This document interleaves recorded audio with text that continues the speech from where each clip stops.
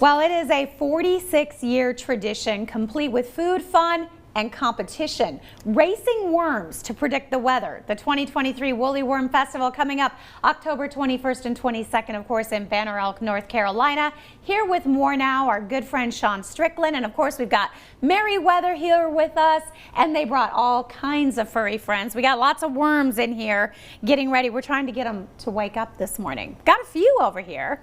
That's right. These four are awake and ready to race. See if I can get this guy to grab the string here. And you put together sort of a small replica so we can get a taste of what happens at the festival. That's right. At the actual festival, there's this giant stage where we bring everyone up who registers for the race. We have 25 woolly worms. They're actually caterpillars. They race at a time.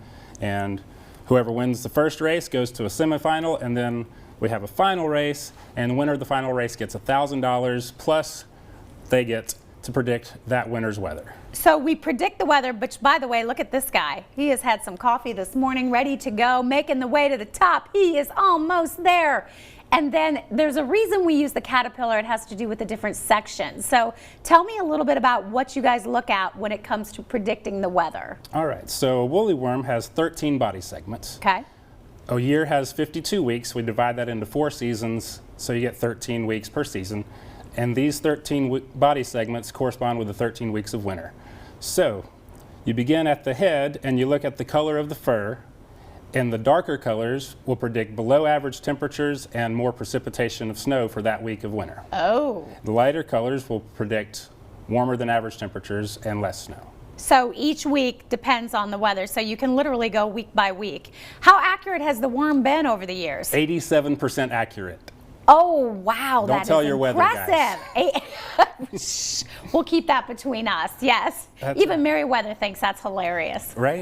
Yes. And so many people get into this. And aside from that, you also have food and arts and crafts. So tell me about some of the other things that you have. That's right. We have over 170 vendors come to this festival. Arts, crafts, we have kids games, mini golf, bounce houses, and over 20,000 people come from all over the world to this festival. I was going to say, it is a very popular festival, something that is so unique, draws people in, and I know you get to meet a lot of people from town, but you also get to meet a lot of people that, like you said, come in from all over. That's right.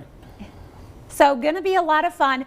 Tell me a little bit about how the racing is structured. I understand there's different heats throughout the festival. That's right. First you'll go and register, and the most fun thing, you get to come up with a name for your woolly worm. Okay, I bet you've had some clever names in the past. Very clever names, yes. And so once you register, we'll call up your race number on stage, and the key to racing the woolly worm is to be very gentle, and if you shake the woolly worm, it's going to ball up. That's its defense mechanism. It's going to ball up. So you want to be relaxed and just let the worm climb onto the string, and once they get to the top of the string, the real race board has a red line at the end, and that's the winner. Okay, so whichever one crosses the red line, and then from there, you continue on to get to the championship round? Right. After every 8 races, we'll have a semifinal race, and then the final race at the end of the day. Okay, now do people bring their own? Is it a bring your own woolly worm, or a lot of people do bring their own, but they are for sale at the festival. They local children will collect woolly worms and take them to their schools. The Kiwanis Club gives money to the schools to have woolly worms for the festival, because all of the money that comes from the festival goes towards the schools and towards the Chamber of Commerce that promotes tourism and businesses in our community. That makes Merryweather very happy, right? All that money going to such a great cause, and it is such a fun event. And I would imagine all the names are hilarious. And the end has to get pretty competitive. It gets very competitive. You'll see people cheering like this that would make NASCAR fans look sedated. Well, you know, I'm sure a lot of worms right now are in training. You know, their people are really giving them that extra so they can go up there and That's make right. the win. But we do have a woolly worm doctor that comes and checks on the winning woolly worm and makes sure that it's a good, healthy worm and no stimulants. I love it. All right, it's going to be a lot of fun. We're going to give everybody the information. The big Woolly Worm Festival is coming up in Banner Elk, October 21st and 22nd. Of course, for more information on the event, too, you can always check out the website. Got its own website, woollyworm.com. It's going to be a lot of fun there in Banner Elk.